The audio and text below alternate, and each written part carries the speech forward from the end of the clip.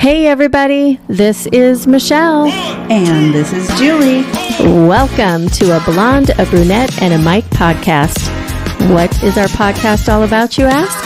Well, we're two 50-something women with life experience and, plenty to say.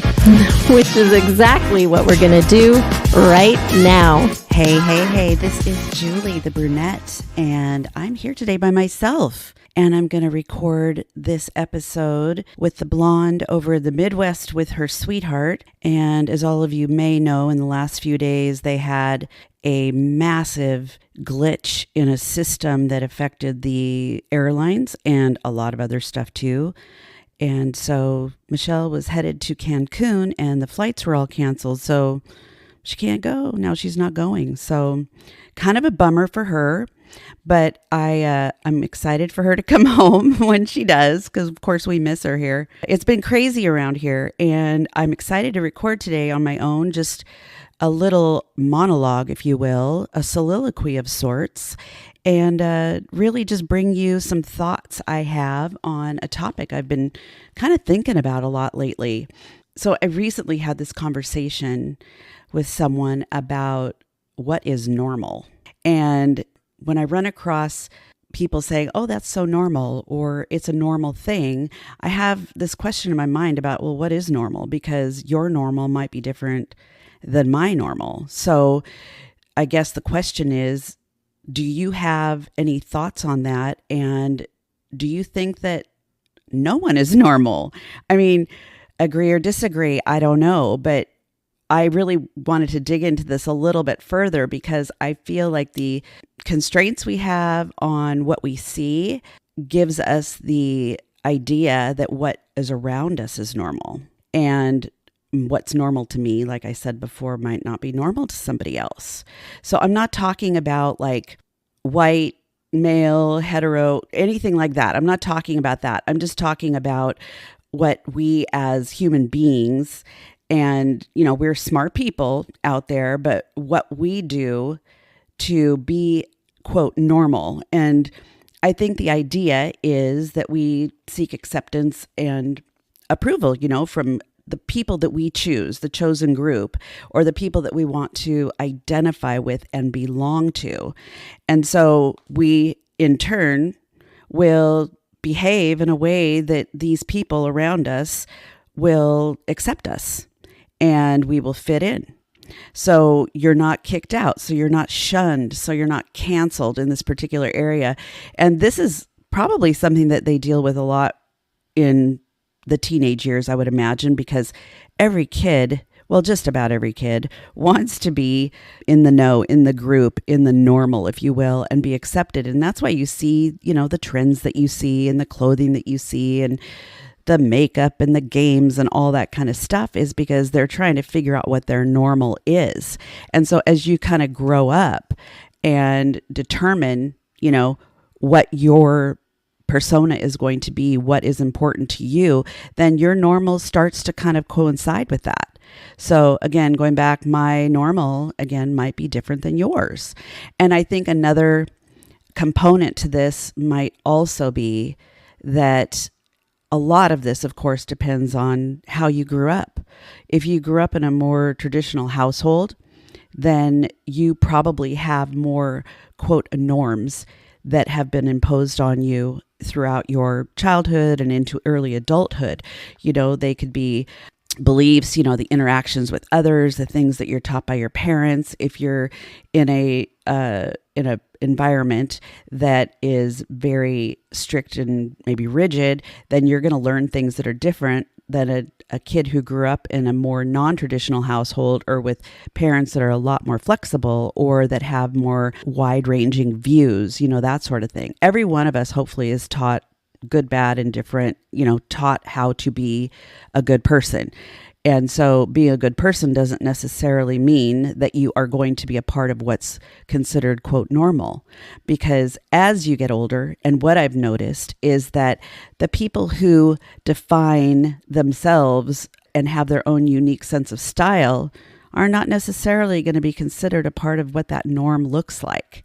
And we see a lot of that around here now. Like, I was out with Eileen last night, and we went down to Alki, and we had so much fun. It was beautiful out. And then we went dancing, and I saw there were just a wide variety of people. The people watching is amazing, almost like people watching in Vegas, And that's pretty amazing, people watching in and of itself, depending upon when you're there too. But love Vegas. Anyway, I digress.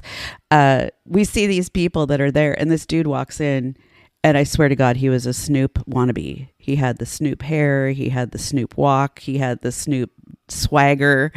And I was like, that was his norm. Now, was it the same norm that you saw with other folks that were in the particular place I was at?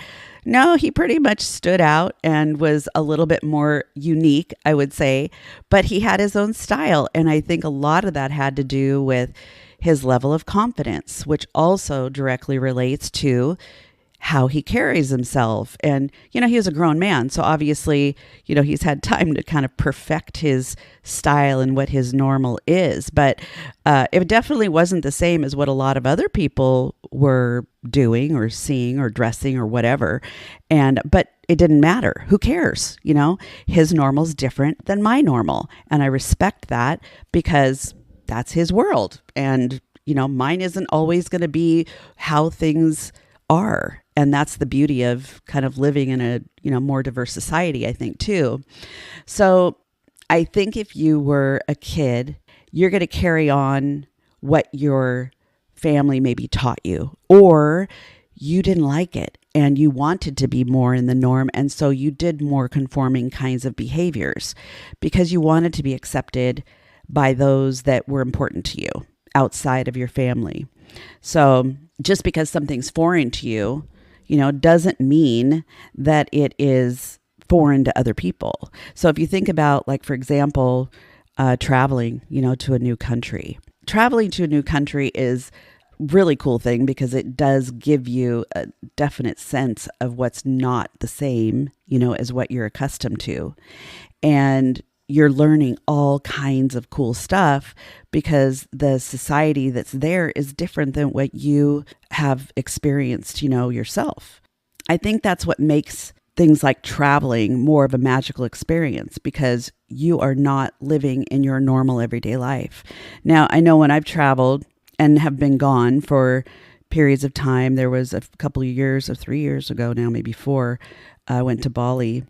And what an amazing journey that was, learning all about this different culture and seeing all their stuff that they do and how they, pray to the god Ganesh and the flowers that they provide and just the general, just authenticity of the people that were there. I loved all of it, loved seeing all of it, loved experiencing all of it. It was definitely a different vibe than what we are accustomed to in the United States. And I will carry that with me forever.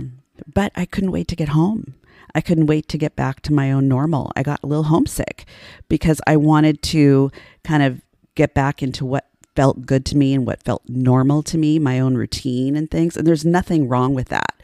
So if you see that word, quote unquote, normal through the eyes of the beholder, so in this example, that would have been me. My normal is filtered through the lens of the society, I guess, that I live in. Now, do I live within those boundaries? No.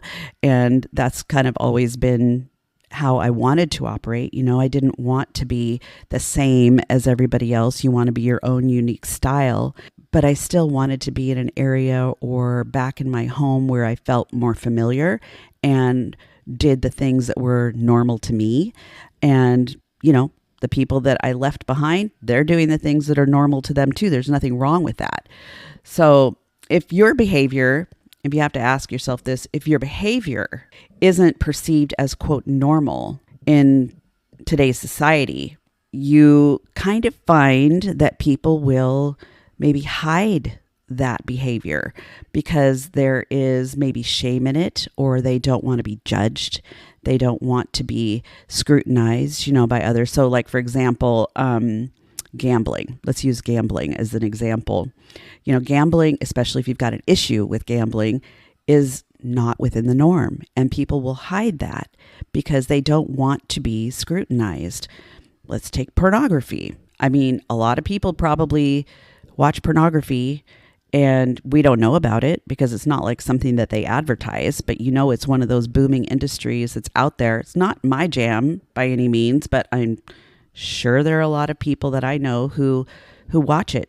To each their own, but it's something that they don't necessarily share outside of their home because they don't want to be scrutinized and they don't want to be perceived as, whatever they would be perceived as, I guess. So anyway, just something to think about there. The other thing that I was thinking about when I was pondering this topic is who defines what is normal. And it goes back to where we live, the society we live in. And I feel like in the Northwest in particular, and some of this maybe goes with some of the more progressive views that you see, like in some of these, states on the West Coast and other areas too, but this is what I'm familiar with, is that we really kind of celebrate when things are not normal and when they're not a part of the majority and when they're not things that you can like blend in with in the rest of the world. It's like you might have pink hair. Who cares? You have pink hair. That's your own unique style. Is that normal? For you, it might be normal. For me, it's not normal. But I'm not going to say you do something different because you need to conform, because you know what? Everybody has to be able to live the way that they want to live. So I think going back to when you were a kid, you have to ask yourself, do some of the things that I do or not want to do or don't want to be a part of directly relate to experiences that I had before? Or do I have the confidence and the security to be my own person? And what does that look like for you? And does that look for you like it does for the people that are around you? Because, you might be a person who surrounds yourself with people that are very like-minded, which is very typical and normal. We mostly all do. Might have very similar taste in music and clothing and beliefs, that kind of stuff. But not necessarily always, because you can have relationships and conversations with people who are very different than you, because that's kind of how you learn. Talking to people who have ideas that might be things you've never been exposed to or have experienced opens your mind up. And when your mind opens up, then you become interested. And when you become interested, you get curious. And when you get curious, you start to explore. And then maybe something that you thought was, quote, abnormal is something that becomes your new normal. And I wanted to share some thoughts on new normal, because going back to when, and some of you may have heard this in one of the episodes we had last year, when I had lost my son when he was a baby, I remember thinking that my life was going to be so different, because I didn't have this child in my life anymore and had to figure out what to do and how to do it and how to kind of integrate back into society as a person without a child, because I'd been involved in different things that were baby driven, And I remember one of my friends saying to me at the time, and she was amazing because she just was there, you got to figure out what your new normal is, because your new normal isn't going to be the same as the one you become accustomed to and what you've been growing for this last, year, and then having the baby outside of the womb and all that kind of stuff. Those, it's like your mom identity is different now. So I had to figure out what my new normal was and how I was going to balance that new normal with the grief and all the things that were going on around me. And you see this with people who are going through major transitions, because what they knew is not what they know now. And I don't know, sometimes that's a good thing. Sometimes that's not a great thing. Getting out of a relationship where you have been maybe traumatized to some degree, or you've traumatized someone else. You have to figure out what your new normal is. When your kids move out of the house and you become an empty nester, you have to figure out what your new normal is. And it might be a whole new world that you haven't even experienced or given yourself an opportunity to enjoy. And so, the light bulbs go on and all of a sudden there's this new, opportunity that's out there that's kind of exciting.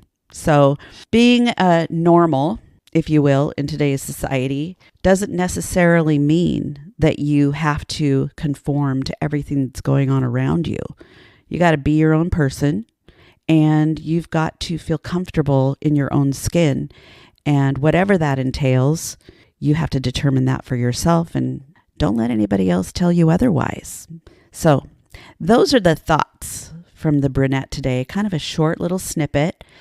And I've enjoyed sharing these thoughts with you. And we look forward to having you back next week when the blonde will be with me and we'll be talking about some other new things. And until then, please remember we are on all the socials. And you can reach out to us at a blonde, a brunette, and a mic at gmail.com or through Instagram, Facebook, any of those, if you have any thoughts to share. Until then, peace out, everyone, and have a very amazing week.